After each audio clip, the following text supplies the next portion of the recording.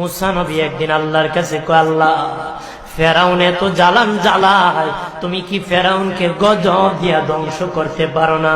আমার আল্লাহ কয়, মুসা আমি ফেরাউনকে 4টা কারণে গজব দেই না। কয় কারণে? ফেরাউনকে 4টা কারণে গজব দেই না।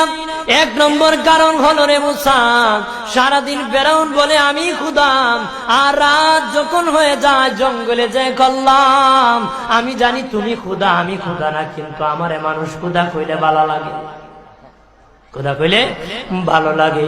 প্রভু তাই তুমি বিরক্ত হইয়া আমার উপর গজব দিও না। আল্লাহ বলে, মুসা রে, ওই ফেরাউনে রাত্রির দুয়ার কারণে আমি আল্লাহ তার উপর গজব দেই না।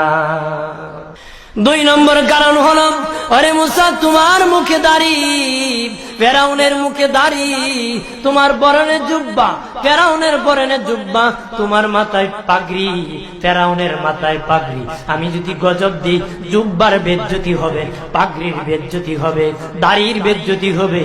মুসা রে, ওই জুব্বার পাগড়ির ইজ্জত রক্ষার কারণে আমি আল্লাহ ফেরাউনকে গজব দেই না। 3 নম্বর কারণ হলো, আল্লাহ বলেন, মুসা রে মুসা, 3 নম্বর কারণ হলো, ফেরাউনের বাড়িতে একটা এতিমখানা আছে। প্রতিদিন দুপুর বেলায় এতিমরা ফেরাউনের বাড়িতে মেহমানদারি করে। তারা খাওয়ার পরে আমি আল্লাহর কাছে দোয়া করে, আল্লাহ তুমি যদি গুসা হয়ে ফেরাউনকে গজব দিয়ে ধ্বংস করে দাও, আমরা এতিমকে কে খাওয়াইবে রে আল্লাহ, আমাদের দোয়ার বরকতে ফেরাউনকে গজব দিও না। আল্লাহ বলে, মুসা রে, এতিমের দোয়ার কারণে আমি আল্লাহ গজব দেই না।